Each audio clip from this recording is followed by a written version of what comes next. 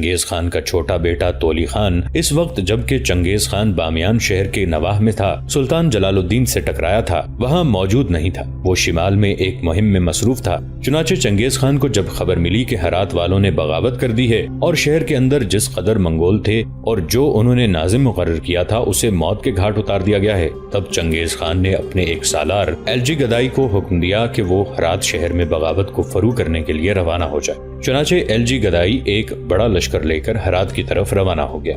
اس کے علاوہ اس نے قاصد بھیج کر اپنے بیٹے تولی خان کو پیغام دیا کہ وہ دوبارہ کالوین پر حملہ آور ہو اور ہر صورت میں اسے فتح کر لے۔ دوسری طرف مخبروں نے سلطان جلال الدین کو بھی خبر کر دی تھی کہ چنگیز خان کے بیٹے تولی نے ہرات شہر کے اندر جو اپنا ناظم مقرر کیا تھا اور جو اپنے دستے رکھے تھے، ہرات شہر والوں نے انہیں قتل کر دیا ہے اور منگولوں کے خلاف بغاوت کھڑی کر دی ہے۔ اس موقع پر مخبروں نے سلطان پر یہ بھی انکشاف کیا کہ چنگیز خان نے اپنے بیٹے تولی خان کو بھی حکم دیا ہے کہ وہ کالوین نام کے شہر اور قلعے کو فتح نہیں کر سکا تھا، لہذا اب دوبارہ وہ کالوین کا رخ کرے اور ہر صورت میں کالوین کے قلعے کو فتح کر کے اپنی پچھلی ناکامی کا داغ دھو دے۔ چونکہ چنگیز خان کے مقابلے میں سلطان کو شاندار فتح نصیب ہوئی تھی، لہذا سلطان کا تجربہ اور اس کا اندازہ تھا کہ اب چنگیز خان جلد سلطان سے نہیں ٹکرائے گا بلکہ کچھ عرصہ خاموش رہ کر اپنی تیاریوں کو آخری شکل دینے کے بعد اپنی شکست کا انتقام لینے کی کوشش کرے گا۔ اب سلطان بھی چنگیز خان کے سامنے خم ٹھونک کر آ سکتا تھا، اس لیے کہ اس کی طاقت میں بھی اضافہ ہو چکا تھا۔ یہ صورتحال دیکھتے ہوئے ایک روز جلال الدین نے نظام الدین، عارض زوزنی اور برغا خان تینوں کو اپنے خیمے میں طلب کر لیا۔ جب وہ خیمے میں داخل ہوئے تب سلطان نے اپنی جگہ سے اٹھ کر ان کا استقبال کیا، اپنے قریب بٹھایا۔ اس کے بعد گفتگو کا آغاز سلطان نے کیا اور ان تینوں کو مخاطب کر کے کہنے لگا، تھوڑی دیر پہلے ہمارے مخبر آئے ہیں، انہوں نے اطلاع دی ہے کہ منگولوں کے خلاف ہرات شہر میں بغاوت ہو گئی ہے۔ منگولوں نے جو وہاں ناظم مقرر کیا تھا، ہرات والوں نے اسے بھی قتل کر دیا ہے اور اس ناظم کے تحت جو منگول دستے تھے ان کا کام بھی تمام کر دیا ہے۔ اب چنگیز خان نے ہرات والوں سے انتقام لینے کی ٹھان لی ہے۔ اس کا سالار ایلجی گدائی ایک بہت بڑے لشکر کے ساتھ شمال کی طرف سرگرداں ہے۔ ہمارے مخبروں کا کہنا ہے کہ چنگیز خان نے اپنے اس سالار کو حکم دیا ہے کہ وہ ہرات کی بغاوت کو فوراً جا کر فروغ کرے اور باغیوں کا مکمل طور پر قلعہ قمع کر دے۔ اس کے ساتھ ہی چنگیز خان نے اپنے بیٹے تولی خان کو بھی یہ حکم دیا ہے کہ پچھلی بار جب وہ ہرات گیا تھا تو ہرات کے نواح میں اس نے بہت سے قلعوں کو فتح کر لیا تھا، لیکن کالوین نام کا شہر فتح نہیں ہوا تھا، لہٰذا اس بار ہر صورت میں کالوین شہر کو فتح کر کے وہاں جتنی آبادی ہے اسے تہہ تیگ کر دیا جائے۔ نظام الدین، ان حالات کو سامنے رکھتے ہوئے میں نے فیصلہ کیا ہے کہ تم اپنے اسی لشکر کو لے کر جس کے ساتھ تم نے پہلے کالوین شہر کا دفاع کیا تھا، آج ہی کالوین کی طرف روانہ ہو جاؤ۔ عارض زوزنی اور برغا خان پہلے کی طرح تمہارے ساتھ جائیں گے۔ اس سلسلے میں تم نے جو کچھ کہنا ہو تو کہو، مجھے امید ہے کہ پہلے کی طرح تم کالوین شہر کا دفاع خوب کرو گے۔ جواب میں نظام الدین کہنے لگا، سلطان محترم، مجھے کچھ نہیں کہنا، اگر آپ چاہتے ہیں کہ ہم آج ہی روانہ ہو جائیں تو پھر ہمیں اجازت دیں تاکہ ہم اپنی تیاری کریں اور پھر کالوین شہر کا رخ کریں، تاکہ چنگیز خان کے سالار سے پہلے ہم وہاں پہنچ کر اپنے دفاع کو آخری شکل دے لیں۔ سلطان نے اس سے اتفاق کیا تھا۔ اس پر نظام الدین، عارض زوزنی اور برغا خان سلطان کے خیمے سے نکل گئے۔ نظام الدین اپنے خیمے میں داخل ہوا۔ خیمے میں جو بستر لگے ہوئے تھے ان میں سے ایک بستر پر اولون بیٹھی ہوئی تھی۔ نظام الدین جب خیمے میں داخل ہوا تو جستجو بھرے انداز میں اولون اپنی جگہ پر اٹھ کھڑی ہوئی، پھر نظام الدین کو مخاطب کر کے کہنے لگی، آپ کو سلطان نے طلب کیا تھا، خیریت تو ہے؟ اس پر نظام الدین بولا اور کہنے لگا، اولون، جو لشکر ہمارے پاس پہلے تھا اس کے ساتھ ہم تھوڑی دیر تک یہاں سے کوچ کریں گے۔ عارض زوزنی اور برغا خان پہلے کی طرح ہمارے ساتھ ہوں گے۔ دراصل ہرات شہر والوں نے چنگیز خان اور منگولوں کے خلاف بغاوت کر دی ہے اور وہاں جس قدر منگول تھے انہیں موت کے گھاٹ اتار دیا ہے۔ چنگیز خان کا ایک سالار ایلجی گدائی اس وقت بہت بڑے لشکر کے ساتھ شمال کی طرف سرگرداں ہے۔ اسے چنگیز خان نے حکم دیا ہے کہ وہ فوراً ہرات کا رخ کرے اور باغیوں کا قلعہ قمع کر دے۔ ساتھ ہی چنگیز خان نے اپنے بیٹے تولی خان کو حکم دیا ہے، وہ جو پچھلی بار کالوین کو فتح نہیں کر سکا تھا، لہٰذا اس بار ہر صورت میں کالوین کو فتح کیا جائے، اور چونکہ پچھلی بار کالوین کے لوگوں نے مزاحمت کی تھی لہٰذا کالوین کو فتح کر کے وہاں کے لوگوں کا قتل عام کر دیا جائے۔ اس بنا پر سلطان نے یہ فیصلہ کیا ہے کہ میں، عارض زوزنی اور برغا اپنے لشکر کو لے کر تولی خان سے پہلے کالوین شہر پہنچ جائیں۔ یہاں تک کہنے کے بعد نظام الدین رکا۔ اولون کچھ کہنا ہی چاہتی تھی کہ نظام الدین پھر بول اٹھا، اولون اپنا سارا سامان سمیٹو، تھوڑی دیر تک خیمہ اکھاڑ دیا جائے گا، اس لیے کہ لشکر خیمے اپنے ساتھ لے کر جائے گا، کسی بھی وقت ان کی ضرورت پڑ سکتی ہے۔ جواب میں اولون کچھ نہ بولی، بڑی تیزی کے ساتھ وہ اپنا اور نظام الدین کا سامان سمیٹنے لگی۔ تھوڑی دیر بعد خیمے اکھاڑ دیے گئے۔ اس کے بعد نظام الدین، عارض زوزنی اور برغا خان لشکر کو لے کر کالوین شہر کی طرف کوچ کر گئے۔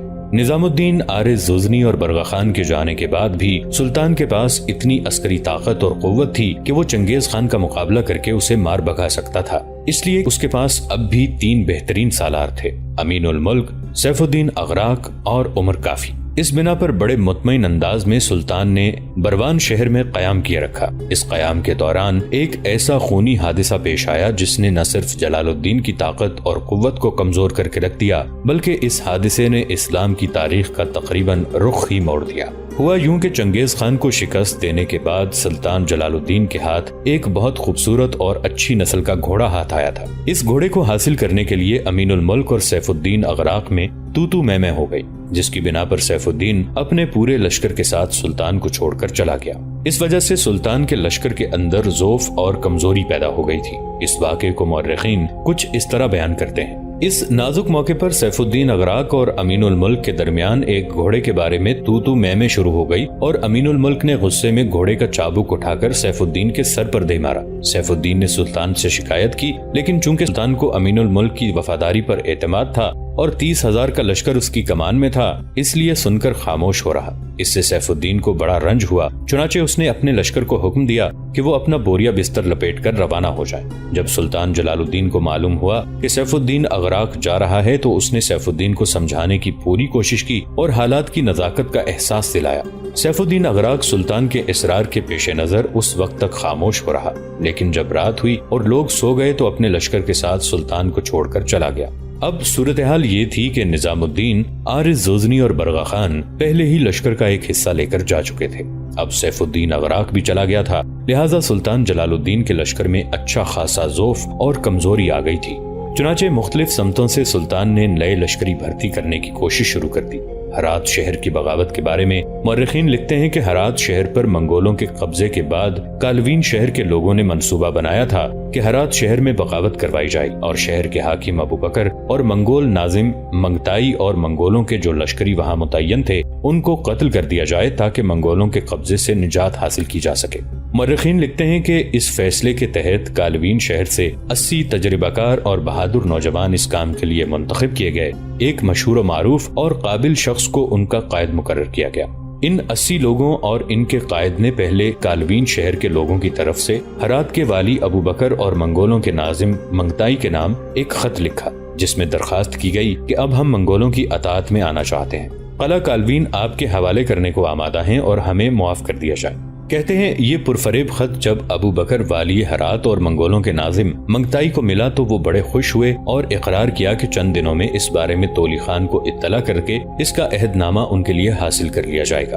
اب آپ لوگوں کو جنگ بند کر دینی چاہیے، جنگ و جدل سے امن بہتر ہے، اس سے استفادہ کیا جائے۔ ابو بکر اور منگتائی نے لوگوں کو یہ بھی مشورہ دیا کہ انہیں اپنا معاملہ مل کر طے کرنا چاہیے، اور یہ بھی طے پایا کہ آپس میں ربط بڑھانے کے لیے ہرات شہر سے تاجر کالوین شہر جائیں اور کالوین سے تاجر اپنا مال فروخت کرنے کے لیے ہرات کا رخ کریں۔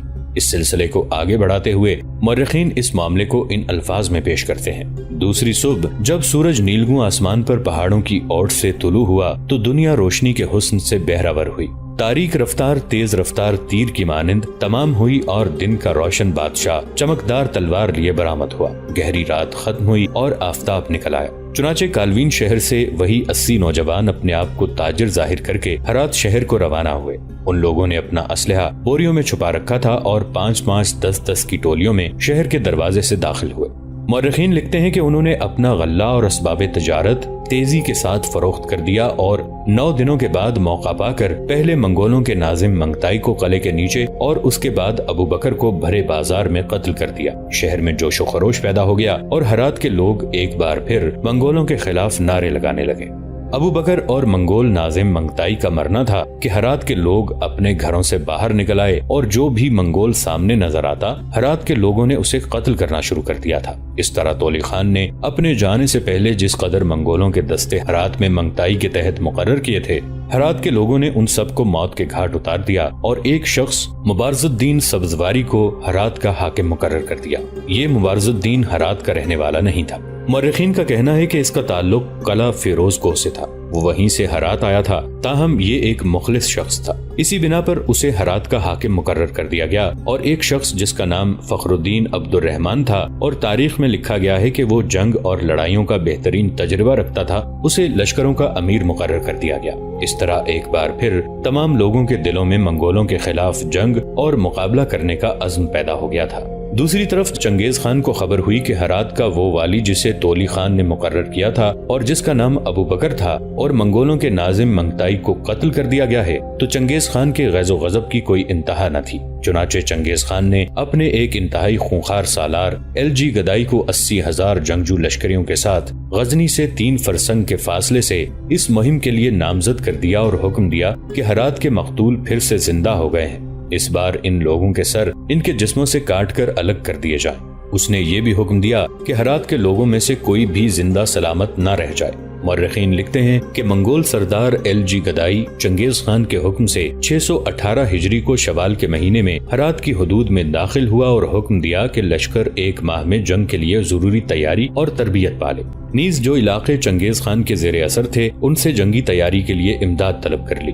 اس طرح تھوڑے سے ہی عرصے میں خراسان اور ترکستان کے پہاڑوں اور افغانستان میں جو منگول جنگجو پھیلے ہوئے ان میں سے 50,000 سوار اور پیادہ ہرات پر حملہ آور ہونے کے لیے ایلجی گدائی کے پاس پہنچ گئے۔ دوسری طرف ہرات شہر میں ہرات کا حاکم مبارز الدین اور لشکریوں کا سردار فخر الدین اور دیگر اکابر جنگ کے لیے تیار ہو گئے تھے۔ منگول سالار ایلجی گدائی کے پاس اب 1 لاکھ سے بھی زیادہ لشکر ہو گیا تھا۔ چنانچہ اس نے ہرات شہر کے دروازے اپنے لشکر کے امراء میں تقسیم کر دیے، شہر کی ہر جانب 30 ہزار جوان مقرر کیے۔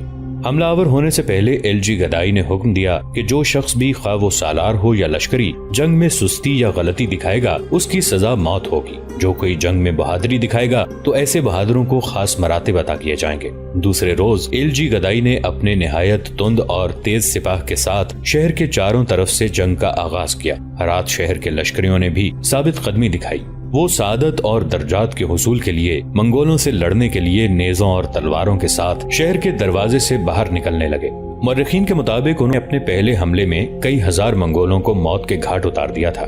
مورخین یہ بھی لکھتے ہیں کہ اس جنگ میں انسانی سر اس طرح کٹے جیسے باجرے کی روٹی ٹوٹ ٹوٹ کر گرتی ہے۔ ایک مورخ لفاظی سے کام لیتے ہوئے اس جنگ سے متعلق کچھ اس طرح رقم تراز ہوتا ہے۔ اس جنگ کے دوران منہ میں زبان ایسے پیاسی ہو گئی تھی جیسے آگ میں نال رکھا ہو، لوہے کے خود کے نیچے دماغ ایسے تھے جیسے سرما کوٹنے والے ہاون میں ہوں، ہاڑ جیسے گرز کی چوٹ سے لرز رہے ہوں اور فریاد میں ہوں۔ جنگل اور صحرا تمام کے تمام مرے ہوں سے پر تھے۔ بڑے بڑے رستم جنگ میں مصروف تھے، کوئی بہادروں کو قتل کرنے میں، کوئی میدان فتح کرنے میں مصروف تھا، کوئی شور و غوغا اور کوئی فریاد اور نالہ میں مگن تھا۔ بہرحال دنیا ایک خوفناک مہلک گرداب میں تھی اور زمانہ حیرت میں محو تھا، قضا خون ریزی میں اور تقدیر جان لینے میں لگی ہوئی تھی۔ مورخین مزید لکھتے ہیں کہ ہرات کا حاکم مبارز الدین اور سالار فخر الدین بڑی جانفشانی سے منگولوں کا مقابلہ کیے جا رہے تھے، ساتھ ہی ساتھ وہ اپنی سپاہ اور سالاروں کا حوصلہ بھی بڑھاتے جاتے تھے۔ اس کے علاوہ جنگ میں کارہائے نمایاں انجام دینے والوں کو انعام و اکرام اور جواہرات کے عطیے بھی دیے جا رہے تھے۔ اس طرح ان کے نامور بہادر جوان منگولوں کے گلے میں زہر کے جام انڈیل رہے تھے۔ قلعے کے برجوں کے خلا تیروں کی بوچھاڑ سے بھر گئے تھے۔ شہر کے دائیں بائیں اطراف میں روغن نفت کی وجہ سے آگ کے شعلے بلند ہو رہے تھے۔ رات گئے تک یہی سما رہا۔ اس طرح ہرات شہر کا یہ محاصرہ طول پکڑنے لگا۔ کوئی فریق دوسرے پر حاوی یا فتح مند نظر نہ آتا تھا، دونوں کا پلڑا برابر ہی تھا۔ مورخین لکھتے ہیں کہ 619 ہجری میں ایلجی گدائی نے زبردست حملہ کیا، اس میں بھی اس کے تقریباً 5000 لشکری قتل ہوئے۔ آخر اس نے فصیل کے ایک حصے کے قریب انگارے بھر دیے اور قلعے کے دیوار میں سوراخ کر دیے، حتیٰ کہ قلعے کی دیوار 50 گز تک ٹوٹ گئی۔ وہاں منگولوں کے 400 جنگجو دیوار کے نیچے آ گئے، ان میں سے ایک بھی نہ بچا۔ پھر ہرات شہر کی بدقسمتی کے کچھ عرصے بعد لوگ پہلے کی طرح 2 گروہوں میں بٹ گئے۔ غلے کی کمی کے باعث وہ منگول سالار ایلجی گدائی سے صلح کرنے پر مائل ہو رہے تھے، جبکہ ایلجی گدائی کے پاس اب تک رسد کا بڑا سامان تھا۔ مورخین لکھتے ہیں کہ آخر قضائے الہی سے جمادی الاول بروز جمعہ ایلجی گدائی ملون نے شہر ہرات پر قبضہ کر لیا اور اہلیان ہرات کے مرد و زن کو قتل کرنے کا حکم دے دیا۔ بقول مورخین خون کی ندیاں بہنے لگی۔ شہر کی ہر قسم کی عمارتوں کو گرا دیا گیا۔ 7 روز تک سوائے اشت و خون، لوٹ مار، جلانے اور تباہ کرنے کے اور کچھ نہ ہوا۔ بہرحال اس طرح ہرات شہر ویران اور برباد کر دیا گیا۔ 10,06,000 افراد اس موقع پر ہرات میں شہید کر دیے گئے۔ اس طرح ہرات پر وہ مظالم ہوئے جو اس سے پہلے شاید کسی شہر پر نہ ہوئے ہوں۔ دوسری طرف نظام الدین اپنے لشکر کے ساتھ برغا خان اور عارض زوزنی کے ساتھ کالوین شہر پہنچ چکا تھا۔ چند ہی روز بعد تولی خان اپنے لشکر کے ساتھ کالوین شہر پہنچ گیا اور شہر کا محاصرہ کر لیا۔ تولی خان نے کالوین شہر کا بڑی سختی سے محاصرہ شروع کیا۔ جس سختی سے اس نے محاصرہ شروع کیا تھا، اس سے کہیں زیادہ سختی کے ساتھ نظام الدین، عارض زوزنی، برغا خان اور شہر کے اندر جو جنگجو تھے انہوں نے جوابی کارروائی کی۔ کئی روز تک تولی خان کالوین کو فتح کرنے کی کوشش میں مصروف رہا۔ ان گنت منگولوں نے جان کی بازی لگا دی لیکن کامیابی حاصل نہ ہو سکی۔ مورخین لکھتے ہیں کہ تولی خان نے 2 بار کالوین کا محاصرہ کیا مگر کامیابی نہ ہو سکی۔ مورخین مزید لکھتے ہیں کہ تولی خان نے اپنا زور، اپنی پوری قوت لگا دی لیکن قلعہ فتح نہ ہو سکا۔ تولی خان چاہتا تھا کہ گزشتہ معرکے میں جو اس کے ہزاروں لشکری مارے گئے تھے اور ساتھ ہی اس کے ماتھے پر کالوین شہر کے نواح میں شکست کے داغ لگے تھے انہیں دھو دے، لیکن وہ ایسا نہ کر سکا۔ چنانچہ مورخین کہتے ہیں کہ چنگیز خان کے لشکری جب اس قلعے کو فتح نہ کر سکے تو واپس چلے گئے۔ تولی خان کی واپسی کے بعد ایک روز نظام الدین اور اولون دونوں میاں بیوی گفتگو کر رہے تھے اور یہ گفتگو سلطان جلال الدین کے متعلق تھی۔ نظام الدین اولون کو مخاطب کر کے کہہ رہا تھا، اولون، یہ ہماری بدقسمتی ہے کہ دوسری بار ہرات شہر فتح ہوا اور یہ ناکامی ہرات شہر کے لوگوں کی نا اتفاقی کے باعث ہوئی۔ میرے پاس کوئی اتنا بڑا لشکر نہیں تھا کہ میں شہر سے باہر نکل کر منگولوں کا مقابلہ کرتا۔ اگر میرے پاس جس قدر لشکر ہے ایسے ہی 2 عساکر میرے پاس اور ہوتے تو میں یقیناً کھلے میدانوں میں منگولوں کے سالار ایلجی گدائی سے بھی ٹکرا جاتا اور پھر دیکھتا کہ وہ دوبارہ ہرات شہر میں کیسے قتل عام کرتا ہے۔ لیکن اب مجھے سلطان جلال الدین کی فکر ہے۔ کالوین کو تو تولی خان فتح نہ کر سکا، ہرات میں منگولوں نے جو کچھ کرنا تھا کر چکے۔ میں چاہتا ہوں ہم بھی اب لشکر کے ساتھ کالوین شہر سے نکلیں اور سلطان کا رخ کریں۔ چنگیز خان چند ہفتوں تک طالقان میں سوگ مناتا رہا۔ یہ سوگ ان 2 عظیم حادثوں کی وجہ سے تھا جو اسے بامیان شہر کے نواح میں پیش آئے تھے۔ پہلا غم اسے یہ تھا کہ بامیان کے نواح میں سلطان جلال الدین خوارزم شاہ نے اسے بدترین شکست دی تھی اور چنگیز خان کے لشکر کے ایک بڑے حصے کو اس نے کاٹ کے رکھ دیا تھا۔ دوسرا غم چنگیز خان کو یہ ملا تھا کہ بامیان ہی کے اس ٹکراؤ کے دوران چنگیز خان کا پوتا جو اس کے بیٹے عقدائی خان کا فرزند تھا وہ بھی اس جنگ میں حصہ لے رہا تھا، اور اس جنگ کے دوران مسلمانوں نے ایسی ضرب لگائی کہ چنگیز خان کے اس پوتے کو کاٹ کے رکھ دیا تھا۔ اس طرح ان 2 حادثوں کا چند ہفتوں تک چنگیز خان طالقان میں بیٹھ کر سوگ مناتا رہا، یہاں تک کہ اسے خبر ملی کہ نظام الدین لشکر کے ایک حصے کے ساتھ کالوین شہر کی طرف جا چکا ہے اور سلطان جلال الدین کا دوسرا بڑا سالار سیف الدین اغراق ایک گھوڑے کی وجہ سے تکرار ہونے پر سلطان جلال الدین کو چھوڑ گیا ہے۔ چنگیز خان نے سلطان جلال الدین پر ضرب لگانے کے لیے اسے بہترین اور مناسب موقع خیال کیا اور سلطان سے اپنی شکست کا بدلہ لینے کے درپے ہو گیا۔ اب سلطان کے ساتھ بڑے سالاروں میں عمر کافی اور امین الملک رہ گئے تھے۔ نظام الدین، عارض زوزنی اور برغا خان کالوین میں بیٹھے ہوئے تھے۔ اس موقع سے چنگیز خان نے فائدہ اٹھانے کا تہیہ کیا۔ چنانچہ ان حالات میں چنگیز خان نے اپنے لشکر کو کوچ کا حکم دیا۔ سلطان جلال الدین اس وقت بروان شہر کے نواح میں قیام کیے ہوئے تھا۔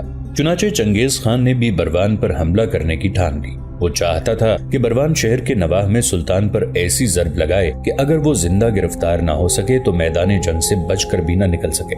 سلطان جلال الدین کو بھی موقع کی نزاکت کا صحیح اندازہ تھا۔ اس کے پاس لشکر کی بھی کمی تھی۔ نظام الدین لشکر کے ایک حصے کے ساتھ اس کے پاس نہیں تھا۔ سیف الدین اغراق لشکر کے ایک بڑے حصے کے ساتھ اسے چھوڑ کر جا چکا تھا، لہذا ایک مختصر سے لشکر کے ساتھ سلطان جلال الدین اس حالت میں نہیں تھا کہ وہ چنگیز خان کے ایک ایسے لشکر کا مقابلہ کرتا جس کا شمار ہی نہیں تھا۔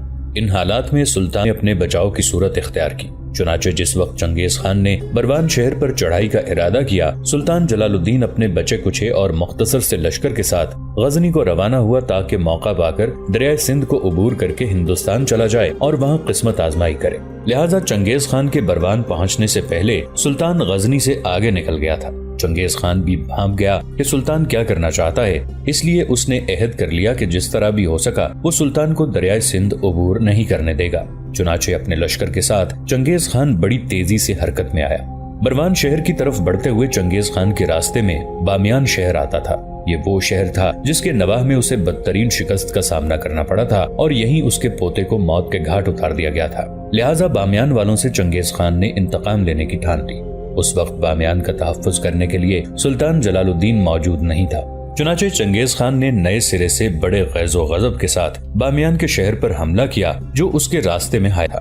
محصورین نے سارے علاقے کو پہلے ہی ویران کر دیا تھا، یہاں تک کہ بڑے بڑے پتھر تک دور ہٹا دیے تھے تاکہ منگول انہیں اپنی منجنیقوں میں استعمال نہ کر پائیں۔ وہ ساز و سامان جس کے ساتھ منگول اب تک عام طور پر لڑتے آئے تھے ان کے ساتھ نہیں تھا، اور فصیل کے مقابلے میں انہوں نے لکڑی کے جو برج کھڑے کیے تھے ان پر قلعے سے روغن نفت میں ڈوبے ہوئے آتش گیر تیروں کی بوچھاڑ ہوتی تھی، یہاں تک کہ منگولوں نے مویشیوں کو کاٹ کر ان کی بھیگی ہوئی کھالوں کو ان لکڑی کے برجوں کو آگ سے بچانے کے لیے لپیٹ دیا۔ دوستو آج کے لیے اتنا ہی۔ اسی کہانی کی اگلی قسط کے ساتھ بہت جلد حاضر ہوں گے۔ نیچے کامنٹ سیکشن میں اپنی رائے کا اظہار ضرور کیجیے گا۔ ہمارے اس چینل کو سبسکرائب کر کے نیچے موجود بیل آئیکن کو بھی ضرور کلک کیجیے گا۔ اگلی ملاقات تک کے لیے ہمارا اور آپ کا اللہ نگہبان۔